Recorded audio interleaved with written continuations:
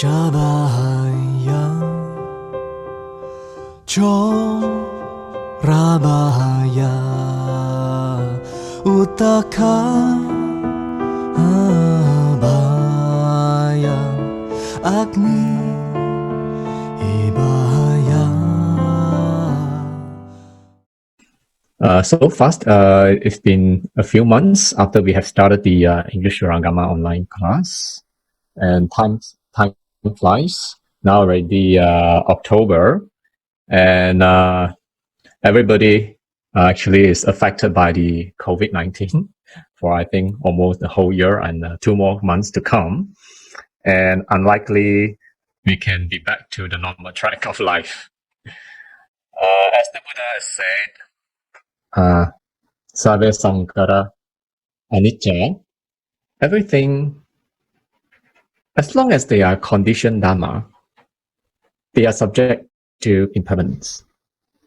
So we don't know when death will come to us, when disaster may come to us, and they may come to us anytime. According to the Chitikaba Bodhisattva Sutra, the Tijang Jing, it says, impermanence will silently come and visit you. As Buddhists, what kind of attitude of life that we should have? We should always bear in mind anicca, impermanence. And the reason why we are still bound to the cycle of samsara is because we don't have the urgency of getting out of samsara.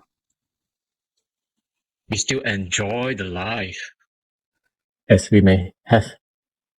You still enjoy the companion of your family members, your wealth, your fame, your properties. That's why you are still here. And according to the history during the Buddha's time, the last disciple of the Buddha, called Subhadra, Venerable Subhadra, and he was a Brahmin, and he came to the Buddha and asked for ordination. On the very last day when Buddha was going to enter into parinirvana, and Buddha, out of compassion, accepted his request and ordained Subhadra. And do you know that something very amazing happened to Subhadra? On the very day he got ordination from the Buddha, he immediately attained arahantship in the afternoon. The morning he got the ordination, somehow a few hours later, he attained arahantship. And because he respected the Buddha, he did not want to see the Buddha enter parinirvana before him. So he decided to enter into nirvana before the Buddha. So he entered into the samadhi of fire and cremate his own self. An arhat, when they have great samadhi, as long as they can enter into the certain jhana, they can generate fire and burn, cremate their own body without troubling others. So he decided to enter into nirvana before the Buddha, and he cremated himself by his dhyanic fire without troubling any other people, because everybody was so busy attending to the Buddha parinirvana occasion. So what is the lesson here that you can learn from him? Why he could attain arahantship just within a day, and we've been Buddhists for so many years. In Lucy's case, 8 years, and in our case, we don't know how many years. It could be 10, 20, 30 years. For Sifu, it's about 30 plus years. Okay, so why haven't you attained? Don't say arahat, at least a sotapanna.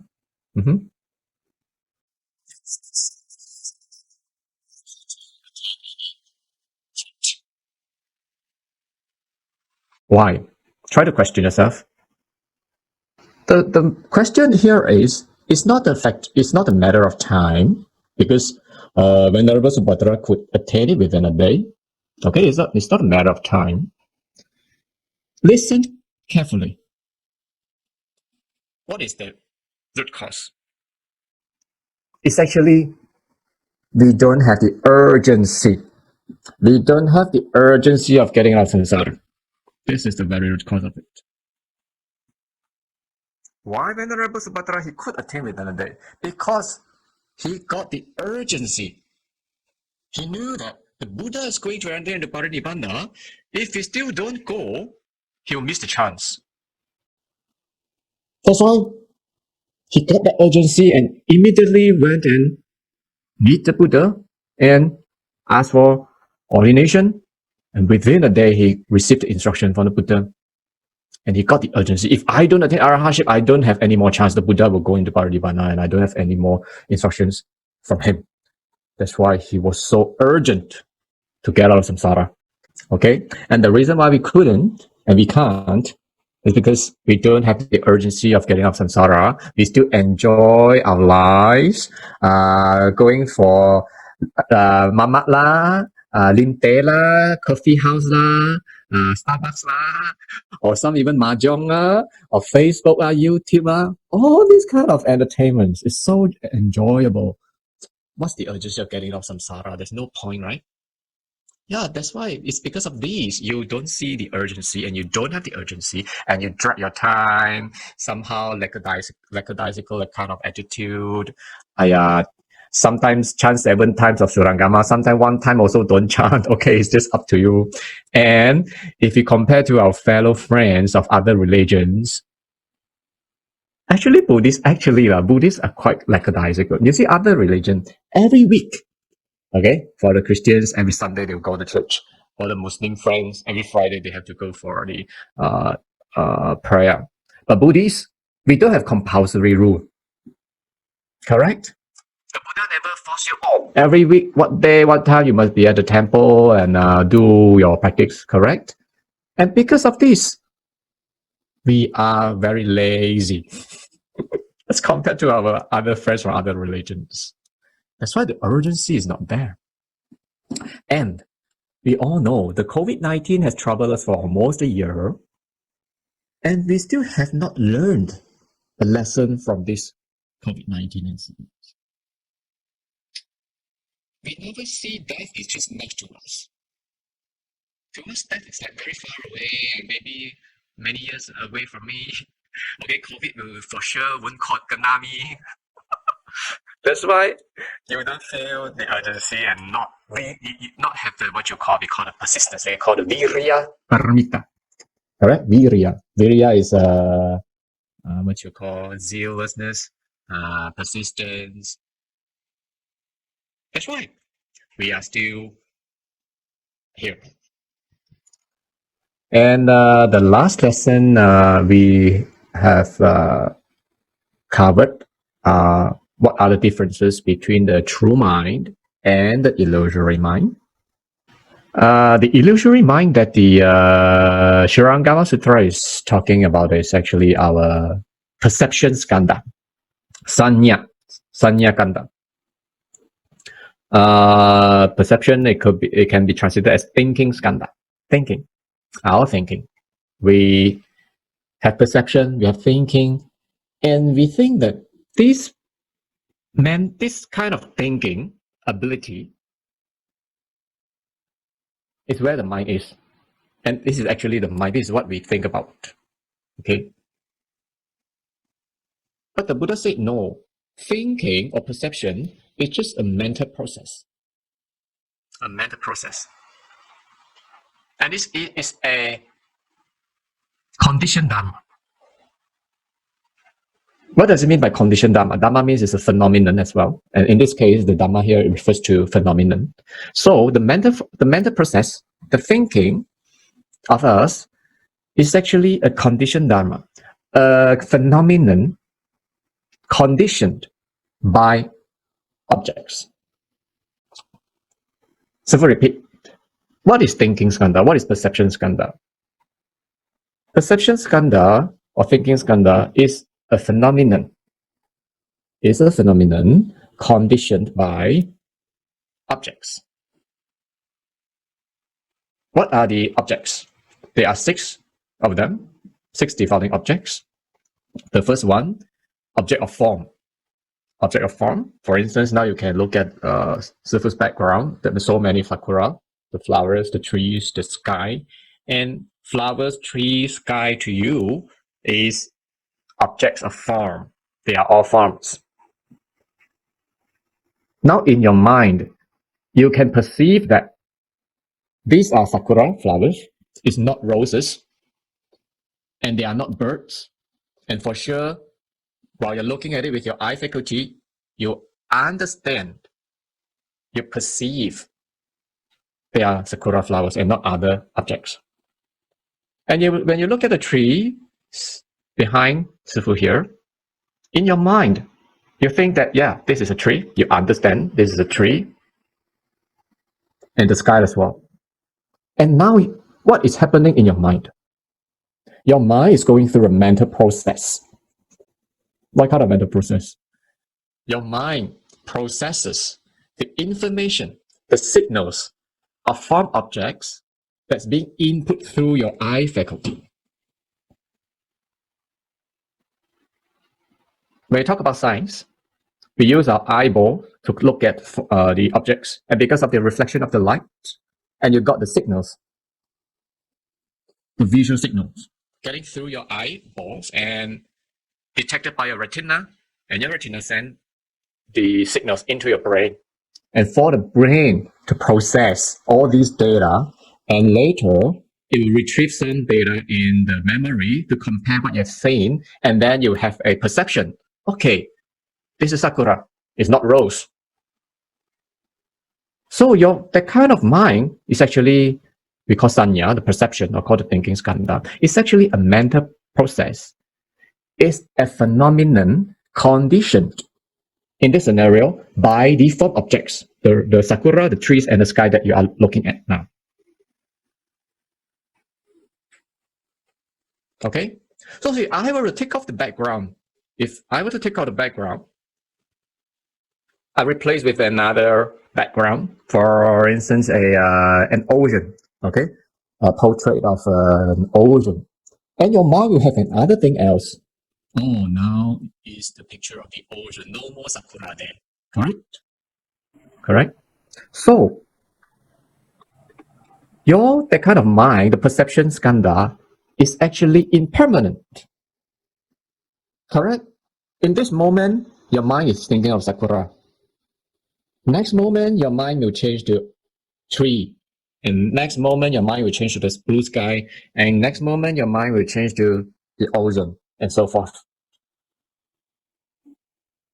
So, such a mind is actually a conditioned dharma, which has the characteristic of impermanence, non-self, and dukkha as well. Disappointments. So, the Shurangama in the beginning tells us, don't take this kind of thinking skandha to be as your mind. If you take it to be your mind and you get cheated by it, and you get disappointed by it, because such a mind cannot always stand alone like that. It must be conditioned by all these objects. And because objects, they come and go. For this very moment, you can see the sakura. Next moment, I may change the background and sakura no more there. So if you still cling on to what you think, so for repeat, if you still cling on to what you think, you will always get disappointed because objects are external factors. They cannot be always there. And because of that, your internal factor of your mind also is not also permanent. And if you cling on to all of them, the nama and rupa, nama is your inner mind, rupa is the objects, then you will have disappointments. Look up. So the Buddha said, such a mind is an illusory one. So Sifu just use the objects of form to explain this. And the perception skandha is conditioned by the other 5 objects as well. Object of sound, okay, object of sound, object of smell, object of taste, object of touch, and object of your memory. We call the dhamma, or we call mental objects. Your memories. Somehow when we close our eyes, we don't see the objects outside. We close our ears, we don't hear the sound outside. You still can think of something, correct? Okay. You can think of the past, you can think of the future, or whatever the present. And what kind of objects are there? They are called mental objects, okay, or called dhamma, or called what you call memories in our modern context. Okay. And we think that it is very real, correct? Let's say you think of your daughter, your children, your sons. You think that it's so real, correct? But actually, the next moment, if you want to change your mind to think of other things, and your daughters and sons will no more in your mind, correct? That's why it comes and goes. That's why the Buddha says such a mind is illusory. You should get rid of it. Then the next question, what is a true mind? If I get rid of this kind of mind, if I get rid of the perception skandha, then what should I grasp? Actually, we shouldn't grasp anything. And because we are ordinary being, if we tell you you can't grasp anything, you'll be very, what you call, fearful. You'll be scared away. Then I have no mind. Then how should I cultivate? That's why the Buddha used what you call an expedient mean to explain you, there's something called true mind that you can grasp it at the moment to cultivate. But actually, that is not the ultimate answer. Okay, if you think that there is a true mind for you to grasp, then your mind is still illusory. Okay, and then why the Buddha said there's what you call such a true mind for us to grasp? It's just to like a kindergarten level only, or telling, there's a true mind, then you can look for it. The reason why is so that you can get rid of your perception skandha. That's the purpose, the beginning purpose. It's not the ultimate answer. Okay, so that you can look, you can head for it. And after you can get rid of this perception skandha or thinking skandha, and you are heading towards the true mind in your cultivation. And the Buddha in the later topics of the Shurangama will tell you such a concept of true mind also you have to abandon it because it's still a perception.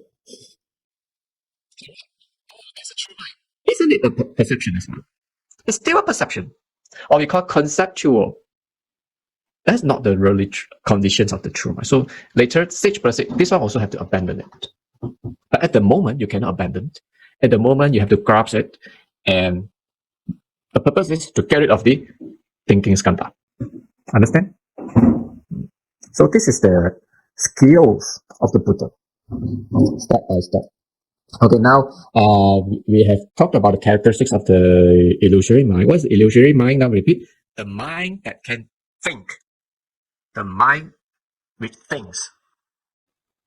Okay? Have all kind of perceptions. That is the illusory mind, illusory basis. And how I say, it is not silent. When the mind is not silent, you think of A, think of B when it's in a very agitating condition, then you know you are engaging the illusory mind. What you call the mental processes. Then this is the vipassana that you can practice. Vipassana means reflect insight. Reflect insight. Or am I thinking things? Yeah. Okay. Then what is the true mind? The true mind is actually beyond conditions. Beyond conditions. It's not the conditioned mind. And this concept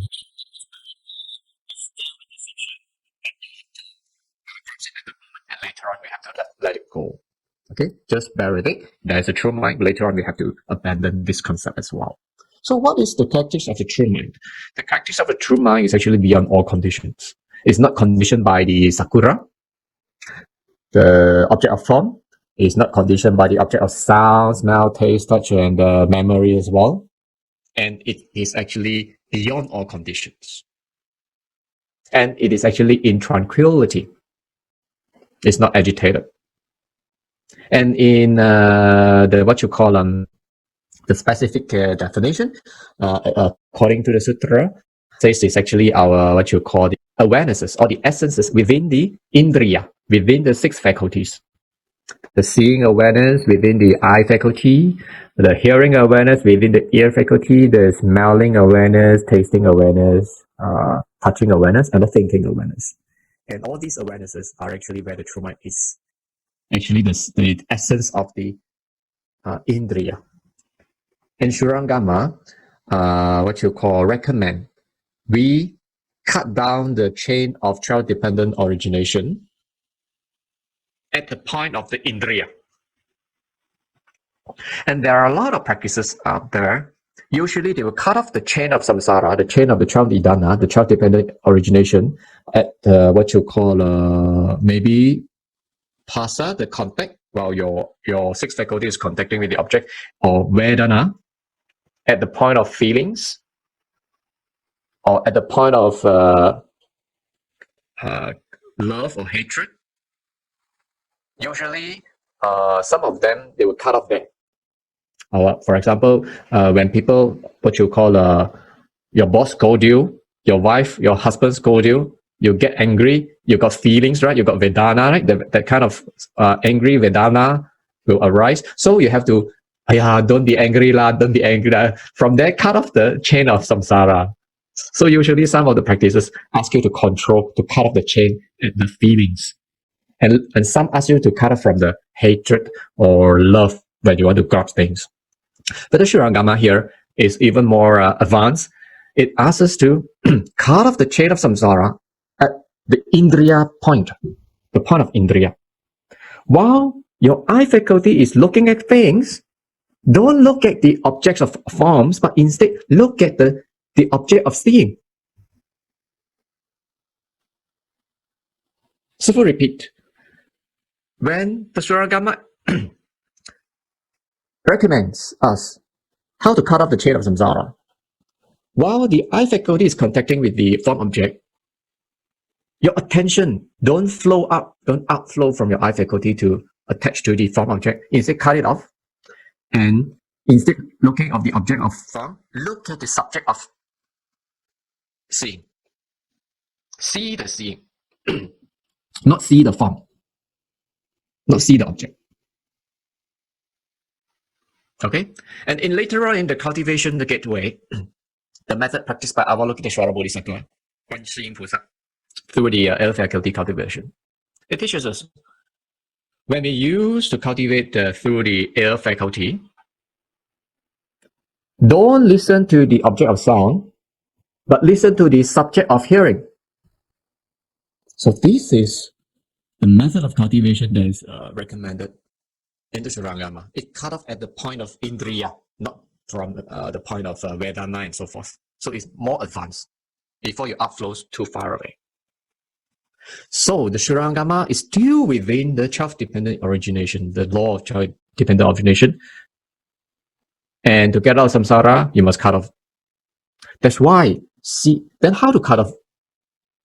How to cut off your clinging, your contact between your faculty to object? You have to cut off the contact between your faculty and objects. How? Morality, sila practice comes into picture. Okay? For instance, those have been following the Uposatha fortnightly, you observing the what you call 8 precepts, you know the practice, right? On the 8 precepts day, we cannot watch shows, see entertainments, cannot listen to music, cannot sit on a luxurious bed and seats, and cannot eat after noon. Why? It's actually the process of cutting off the contact between the faculties with the objects.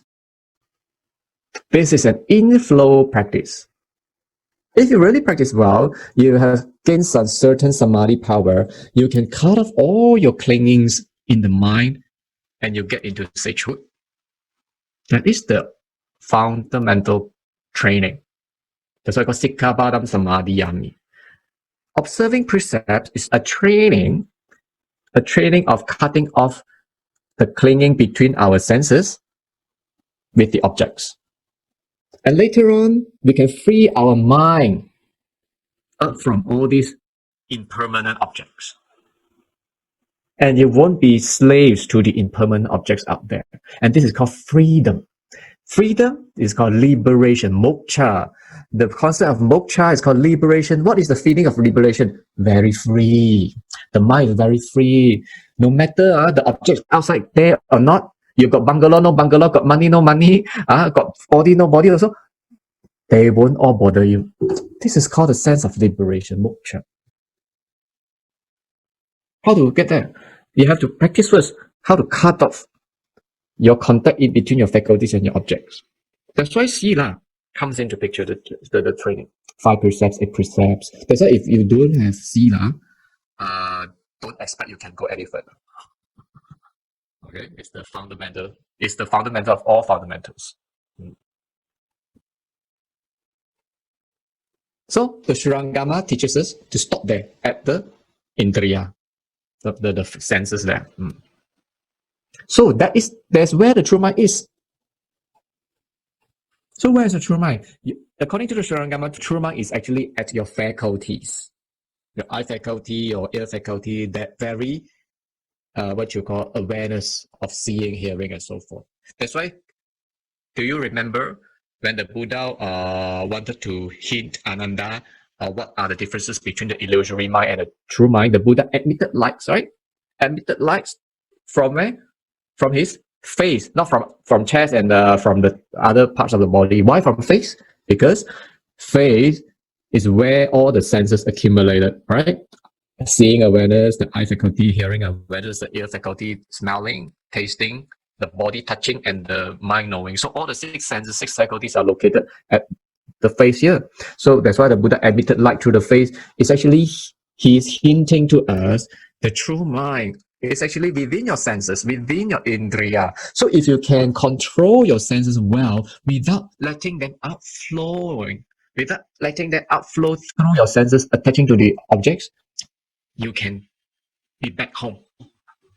You can head for home. That is the direction of home. That's why the Buddha admitted, demonstrate like that.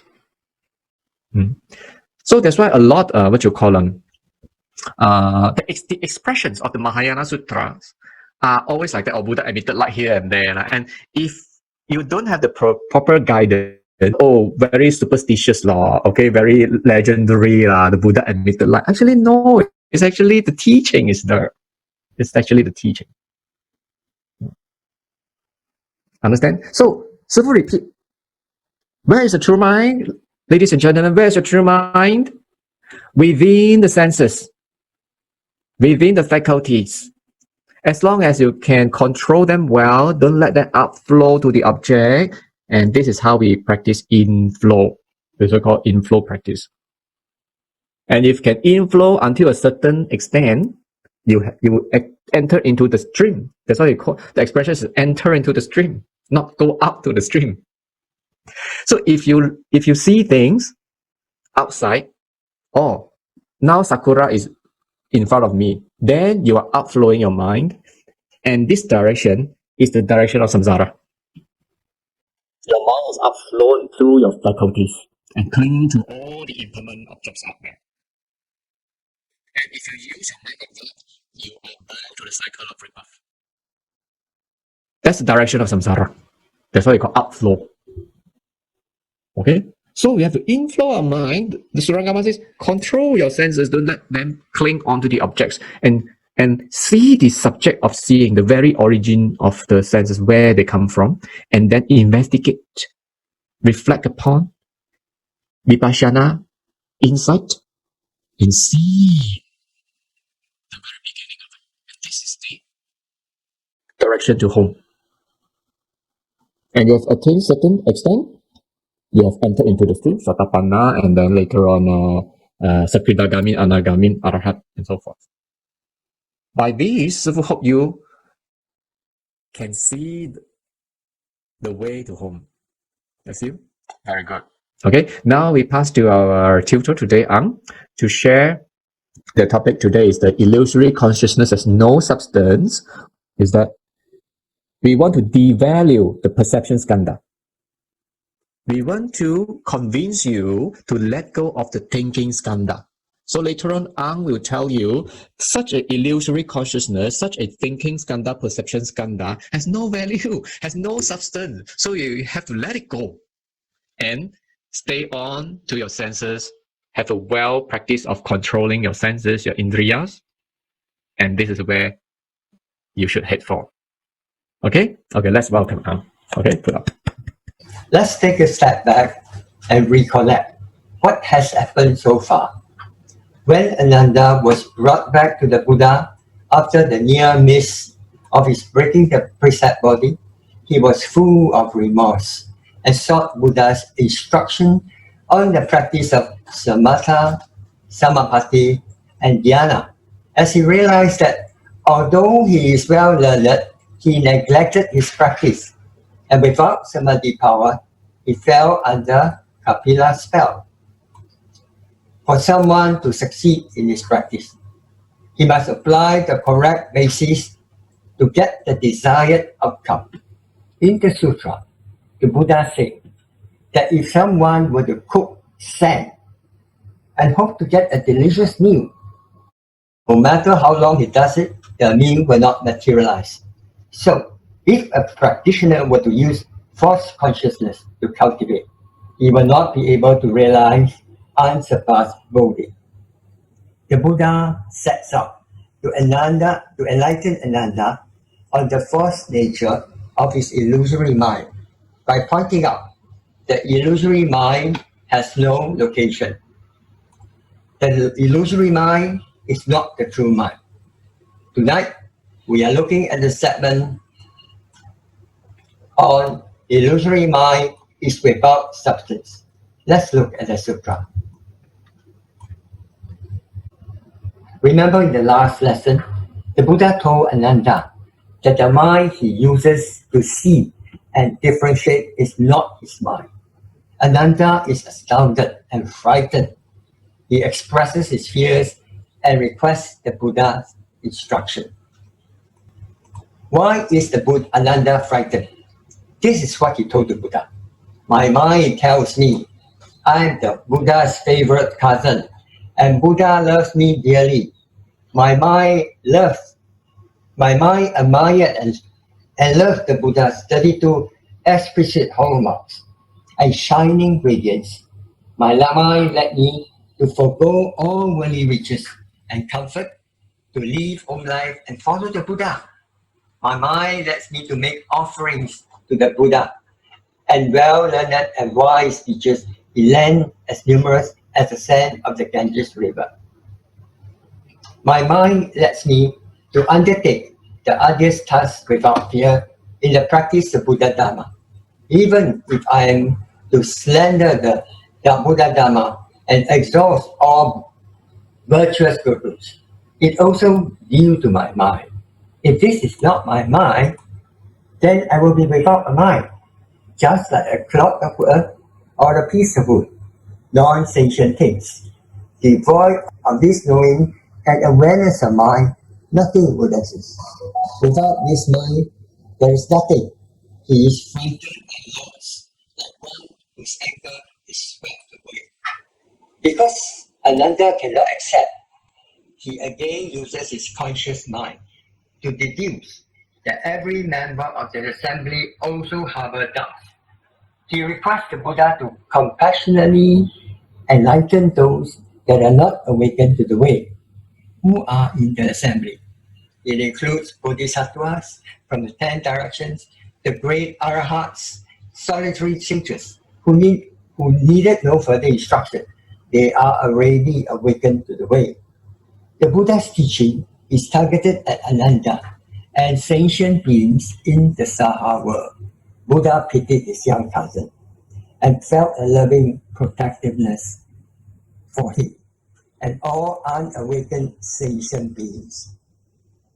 He proceeded to instruct Ananda and the Great Assembly, hoping for them to realize a state of patience with non-existence of beings and phenomena, or the patience with a state of mind in which no mental objects arise.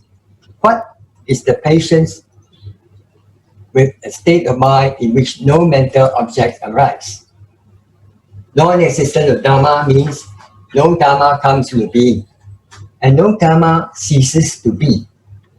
When a practitioner reaches this state, he realizes that not even the minutest Dharma is produced or perished within the 10 Dharma realms. This is because the fundamental substance of every Dharma is in a state of unmoving suchness, so it neither arises nor perishes. The practitioner also clearly realizes that all phenomena, including things of nature such as trees and mountains, the oceans and continents, are all things within this true nature. The three realms, the realm of desire, realm of form, and realm of formlessness, are only the mind. All myriad phenomena are only consciousness produced by the deluded mind. In chapter 29 of the Avantam Saka Sutra, the patience with the state of mind in which no mental objects arise is described as such. When there is no coming into being, there is no ceasing to be. When there is no ceasing to be, there is no reaching an end. When there is no reaching an end, there is freedom from defilement. When there is freedom from defilement, there is no discrimination. When there is no discrimination, there is no attachment to a location. When there is no attachment to location, there is tranquility. Where there is tranquility, there is renouncing of desires. Where there is renouncing of desires, there is absence of effort. Where there is effortlessness, there is no longing. Where there is no longing, there is no residing. Where there is no longing, where there is no residing, where there is no longing, there is no residing. Where there is no residing, there is no going or coming. This is called patience with the state of mind in which no mental objects arise. The third kind of patience of a bodhisattva, Mahasattva. To comfort the calm Ananda, Buddha rubs his crown.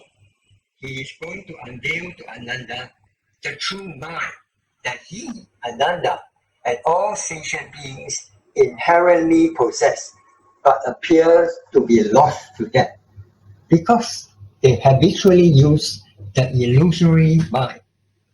Not only does everyone has a mind, this mind is also the substance of all phenomena.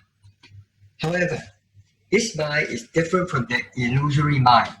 It is the true and beyond impermanence, beyond permanence, or for the lack of a better word, we use everlasting to describe this mind. This mind can manifest phenomena in accordance with conditions. So, within emptiness, there is phenomena. But all phenomena are essentially empty, as they are just manifestation of the mind. Thus, it is said in the Heart Sutra, form is emptiness, and emptiness is form. All causes and effects, cause upon cause, effect after effect, all that occur in this world and throughout the universes come into being because of the mind. Everything in the world, whether big or small, down to even blades of brass or strands of thread, when traced back to the root source, has its own essential nature. Even the expansive space has its own name and attributes. It is non-abstractive and penetrable, due to ignorance. From time without beginning, all illusory phenomena are manifested from the true mind. Since the mind is the nature of all phenomena, how can it have an essential nature? Although all illusory phenomena arise from the true mind remains pure, bright, and wondrous, unadulterated by the illusory environment. The true mind is always present. However, Ananda is deluded by the conscious mind and did not know that he has a true mind. The Buddha tells Ananda, if you insist that the knowing and discriminating mind is your mind, then when it is apart from the defiling objects of form, sound, smell, taste, and touch, it should have an independent and complete nature of its own. Does it have an independent and complete nature of its own? No, it doesn't. Right now, as you, Ananda, listen to me speaking the Dharma, it is the existence of sound that enables you to distinguish the meaning of what I'm saying. If there is no sound, the analytical mind or the sixth consciousness, which integrates the sensory inputs of the five senses to form judgment, does not arise.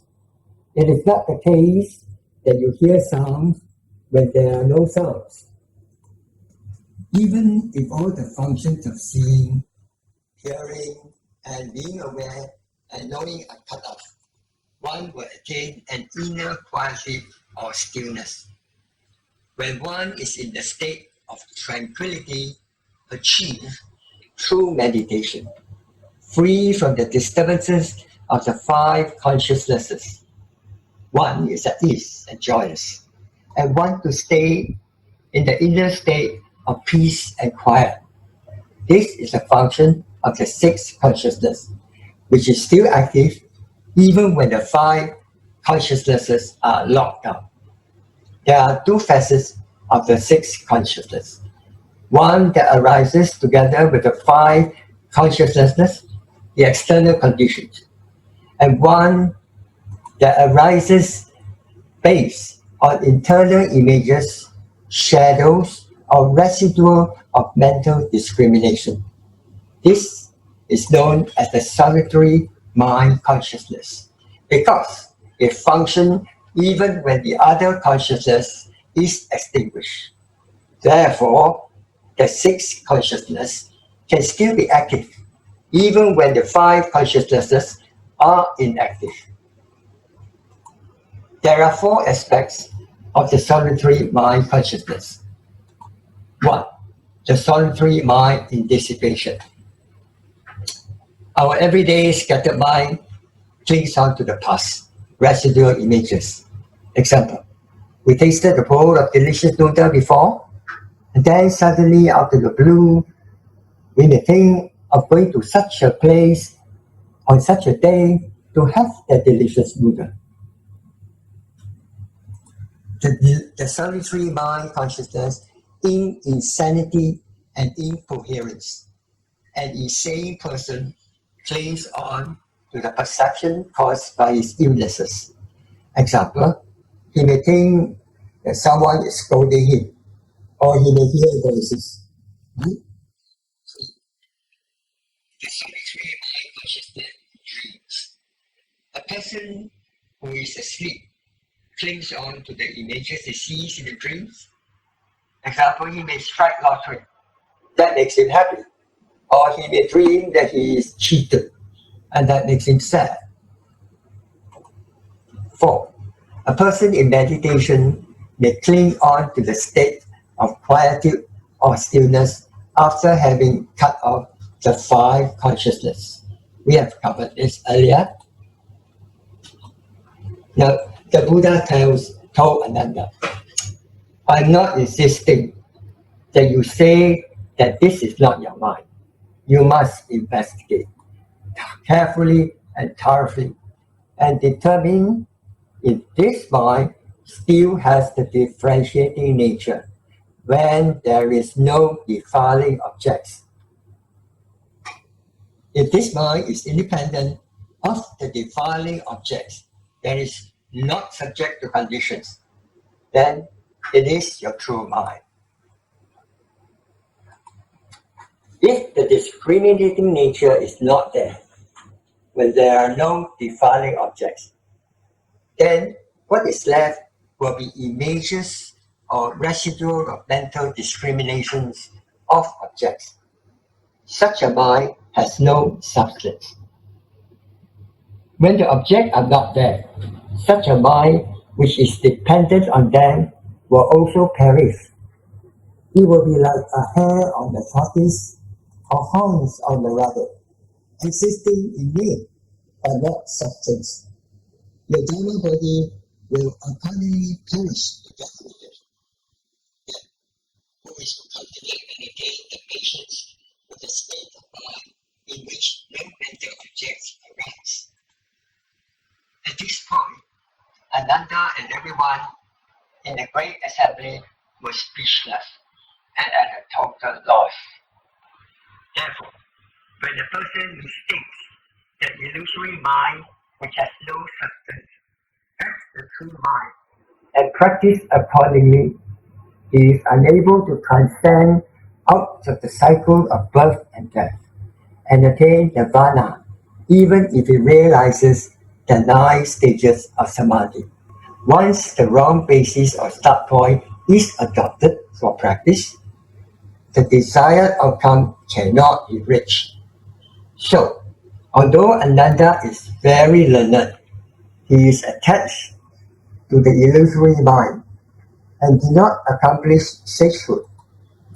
The 9 successive stages of samadhi are: first dhyana, blissful ground of living productions; second dhyana, blissful ground of birth of samadhi; third dhyana, ground of wonderful bliss of living happiness; fourth dhyana, ground of purity of renouncing thought; fifth dhyana, the place of the heaven of boundless emptiness; sixth dhyana, the place of the heaven of boundless consciousness; seventh dhyana, the place of heaven of neither thought nor no thought; eighth dhyana, the place of heaven of neither thought or no thought; ninth dhyana, the samadhi of the extinction of feeling and thought, the Nirodha Samapatti. These are the 9 stages of samadhi. We will await for Sifu to expound further during our retreat, and you'll discover yourself there. In conclusion, the illusory mind has no substance. Okay, so what the Buddha is telling us here is that, as Sifu has told you, the purpose of this topic is to devalue the perception skandha so that we can be convinced to let go of this thinking skandha, this illusory mind. So the Buddha tells us, okay, it has no substance, you cannot find it. So it has no ground. How can you take it to be your mind? This is what the Buddha is trying to mean. Right. Okay. And at the beginning, the Buddha says, Ananda was afraid, and every one of us, if we don't understand, will be afraid that we will have no mind if we have to get rid of this thinking skandha, this perception skandha. Then the Buddha convinces us in that way, don't be afraid. If you can let go of your thinking skandha, you still have a mind. This is what the Buddha tried to secure our confidence. Actually, it is still a grasping. It is still a grasping. Being the reason is that the Buddha says, even though the mountains, the rivers, the space, they have their appearance, they have their attributes, they have their names. And we know all these phenomena, they come from the mind. Why is it so? Because for the mountains, the rivers, the galaxies, the space to exist, we need perception. We need consciousness. Without the perception and without the mind, you cannot perceive what is outside. And other religions or even scientists, I mean the classical science, they always go and investigate what is outside. Okay, the atoms, but they have forgotten about the observer. But now the modern science, especially the quantum physics, they have already discovered for something to exist outside, it must involve the consciousness, the observer. Without the consciousness, there can't be anything happen in the universe. And there's such kind of theory called superposition. Superposition means that now you see Sakura is behind Sifu here. It is located at this position. Actually, it is not there. It's actually subject to your consciousness. It is actually what you call a product of superposition. Before you fix your consciousness at this Sakura at this position here, the Sakura can exist in any possible places. This is called the concept of superposition. But because we have fixed our consciousness onto one place, and for example, this Sakura here, so you will experience Sakura is at this place. Actually, it's not. So without your consciousness, without your mind, the Sakura cannot exist. The Sakura cannot exist. The phenomena of the Sakura cannot exist. So even though the product of your mind, in the context of the Sakura and the trees, the sky here now, in front of you now, they come from your mind. They have their own attributes, their own appearance, their own shapes, and their own names. How can the mind, the origin of all phenomena, has no substance? So the Buddha affirmed us that even though after we have letting go the illusory mind, we still have a mind. So don't be afraid. What is said here is that Ananda thought that the thinking skandha has so many functions, okay?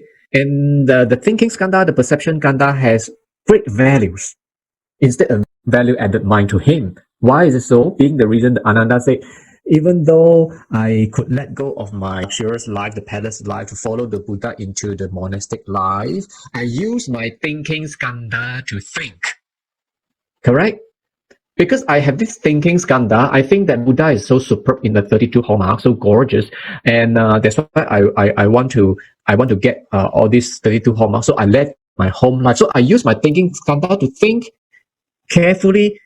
As a result, I renounce my palace life and follow Buddha you in the monastic lives. So Venerable Ananda said that to him, such a thinking skandha has great values that caused him to be in the monastic life. So he thinks that it has values.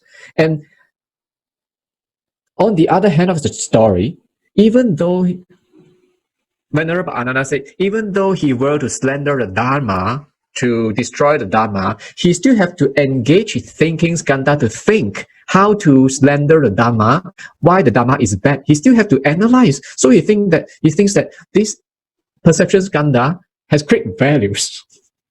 He couldn't let go of it. He couldn't let go of it.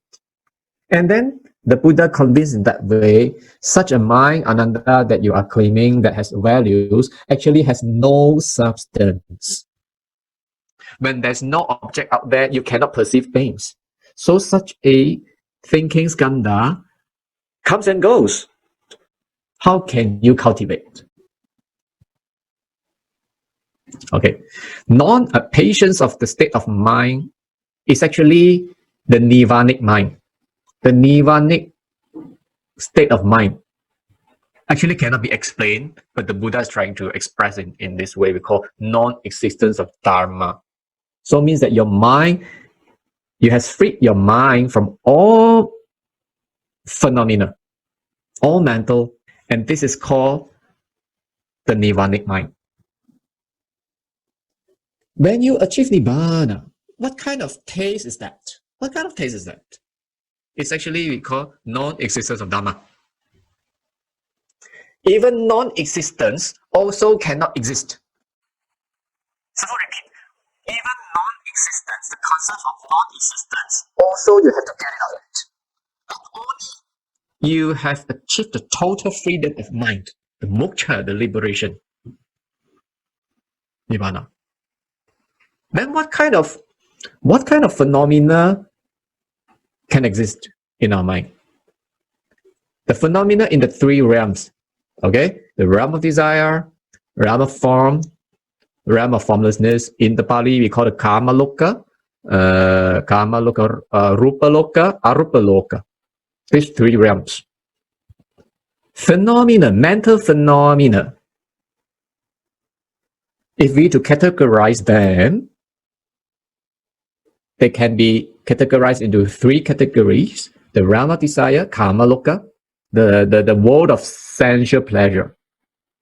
Okay, the world of sensual pleasure, the six destinies, hell realm, hungry ghosts, animals, human, asuras, devas, they are all in the desire realm. The realm of desire, they have sensual pleasure. They crave for sensual pleasure. And then from the first dhyana heaven onwards, they are in the realm of form, rupa. Rupa means form, rupa loka. And from the fifth dhyana onwards, they are in the heaven of realm of formlessness, arupa loka. As long as you're still within any of these three realms, your mind will still have mental phenomena. And such kind of mind is still an illusory one. It's not the patience with the state of mind, or it's not the non-existence of Dharma. You are still bound to the cycle of rebirth.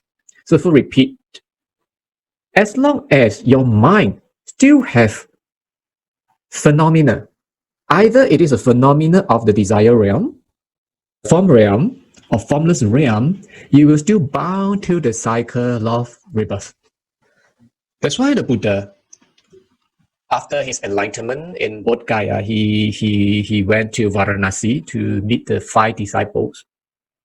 The first teaching he gave to the 5 disciples in the Dhammacakkappavattana Sutta, the Buddha says, Yayam tanha onabhavika nandi raga sagata tatra na dini seyatidam kama tanha bhava tanha vibhava tanha. What does it mean? The reason why we are bound to the cycle of rebirth, the Buddha said, because you have the craving that we take delight in here and there. What are the cravings? The first craving we call kama tanha, the craving for desire. The second craving is bhava tanha, the craving to exist in the form realm, the rupa dhatu with the jhana 1, 2, 3, 4. And lastly, the craving for non-existence, vibhava tanha, in the formless heaven, arupa loka. So as long as you still have any of these three, you are still in the samsara. Because neither of them are using the true mind. They are all engaging the illusory mind. So the non-existence of Dharma here, don't think that it is non-existence. Then it is actually bound to the arupa loka, okay? The craving for non-existence, okay? The non-existence of Dharma in the expression here is beyond all Dharma, including the Dharma of non-existence in the arupa loka, the vibhava tanha. Of course, now the topic here is there's a true mind like that, there's a state of mind like that, patience of the state of mind like that, for you to grasp onto. It's actually just like a raft, the Buddha said in the simile. The Dharma is like a raft. Now you have to hold on to it. Oh, there's a concept called the patience of state of mind, that we have to free our mind from all phenomena, mental phenomena. We have to free our mind from desire phenomena, form phenomena, and the formless phenomena. So we grasp on this true mind, which is free from all phenomena. And this is still a concept. And you have to let it go as well.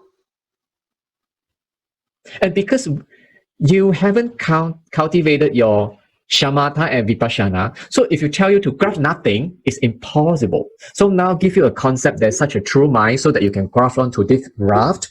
After you have crossed the river of samsara to the other shore, then Buddha said that you let go of this raft. Okay, please understand what you call the sequence of cultivation, the sequence of the Dhamma, the sequence of the instructions in the Shurangama Sutra here. Okay, so now you think of there's a true mind, grasp onto it, and later on bear in mind you have to throw it away. This is still also a concept. Okay, stage by stage. Okay, next. Even if you could extinguish all seeing, hearing, smelling, tasting, and so forth, and knowing, and maintain an inner composure that shadows of your discrimination of mental constructs would remain, what does it mean here? Even though now you close your eyes, your ears, your nose, now you don't see form objects, you don't hear sound objects, you close your eyes, you are in quietude. Somehow you meditate, you close all your senses, you're in quietude. It's still a mental construct. In quietude, it depends on your jhana level. If you are at the first to the fourth, then you are in the rupa loka. And if you are at the fifth to the eighth, then you are in the arupa loka. So this is what the Buddha is trying to mean. You still have mental constructs. You are still engaging the illusory mind, even though your mind is quite silent as compared to the agitated beings in the desire realm. So the Buddha said you have to cultivate even higher, above the bhava tanha and the vibhava tanha as well, not only above the desire tanha, the kama tanha. Okay, next. If you can manage to cultivate the shamatha, and if you can cultivate your jhana, then you can elevate your mind from the desire realm and enter into the rupa loka, the form realm. So how to enter into the form realm? Your mind, you have to tune your mind to the frequency of the first dhyana, Sanskrit called dhyana, Pali is jhana.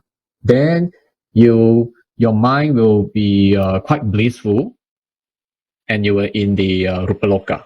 And then second dhyana, blissful ground, birth of samadhi. So it's actually the piti and the sukham. Okay, piti sukham, and then later on you have the sukham, and then the last one you have ekagata. So these are the stage of the form realm.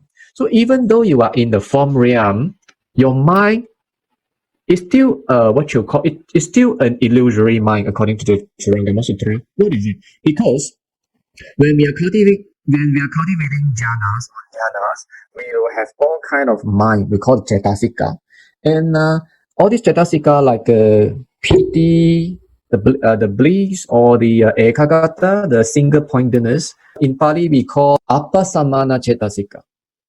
Apasamana cetasika means the sense of bliss, the piti. Pali we call piti, Sanskrit we call priti, and the ekagata and all these things, they are actually cetasikas. To be specific, called apasamana cetasika. So the conditioned mind is still there. The conditioned mind is still there. Such a dhyanic mind, it is still conditioned by the object of meditation.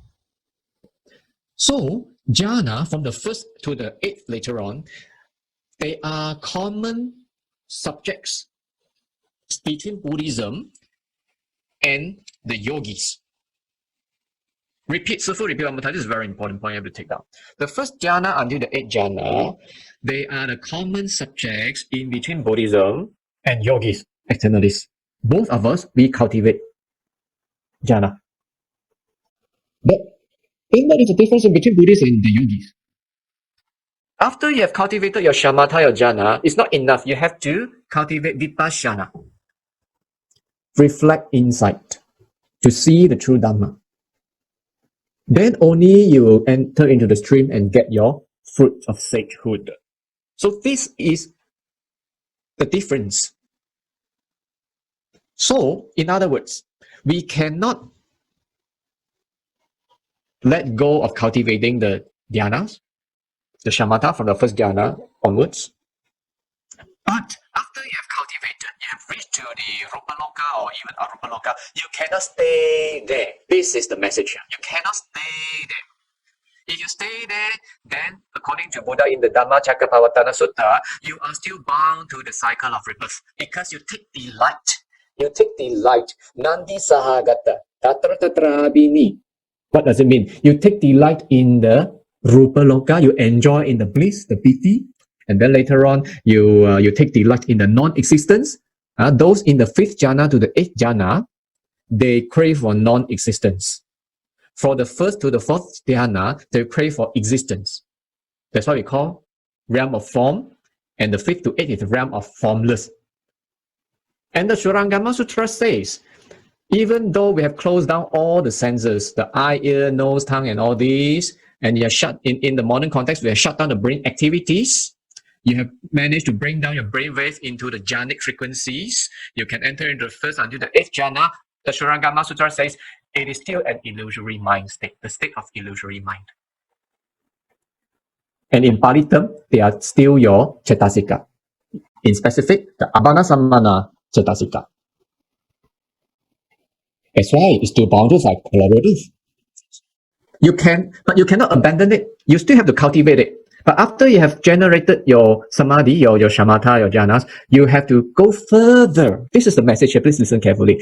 When the Surangama says it is still subject to the state of illusory mind, doesn't mean that you don't need to cultivate them. You still need to cultivate them, but you don't stay there. You have to go further. Go to the vipassana, the next. And only you can get yourself out of samsara. If you stay there, then you'll become yogis. And you can also develop spiritual power. The ninth dhyana is the dhyana or the samadhi achieved by the sages, the anagamin and arahats onwards. Only they can enter into the ninth jhana. We call it Nirodha Samadhi or Nirodha Samapatti.